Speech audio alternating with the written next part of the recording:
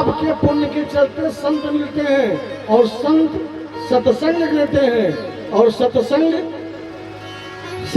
से जन्म क्या लेता है? बोले विवेक। विवेक किसे कहते हैं? बोले क्या सही है और क्या गलत। जैसे माताएं सूप लेकर के पछोड़ती हैं तो जो बेकार की चीजें हैं वो बाहर निकल जाता है, काम की चीजें सूप में ले जाती हैं। वो है विवेकवान, उसे कहते हैं विवेक। जिसको पता हो कि ये सही है, इसको करना चाहिए और ये नहीं करना चाहिए, वो पुरुष विवेकवान है। और इन माताओं के घर में एक यंत्र और होता है जिसको हम कहते हैं चलनी। सूप का काम है कि सार सार को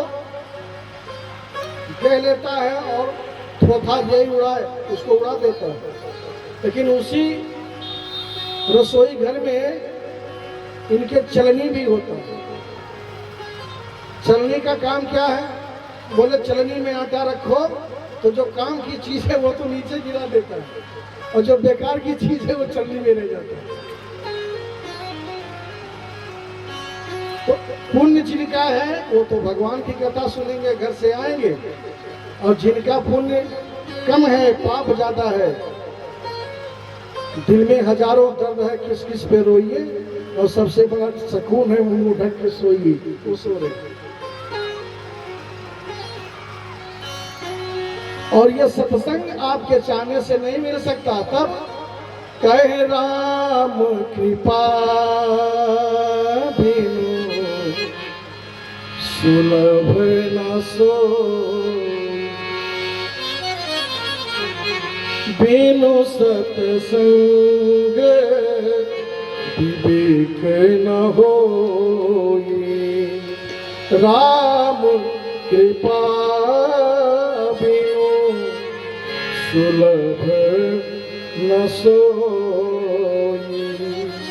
तो कथा का उद्देश्य क्या है? बोले भगवान की प्राप्ति हो, अंदर सहज और सरल मार्ग से अनुराग प्राप्त हो, उस अनुराग के चलते ठाकुर जी की कृपा हो, उनका दर्शन हो, और हमारे जीवन का जो द्वंद्व है, हमारे जीवन की जो परेशानी है, हमारे जीवन का जो संशय है, ये दूर हो।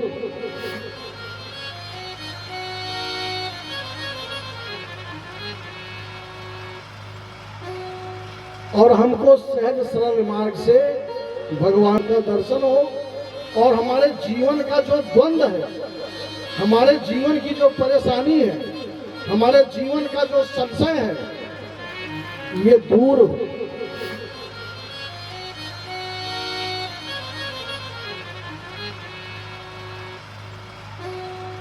और हमको सहज सरल मार्ग से भगवान की प्राप्ति हो, मिल जाए।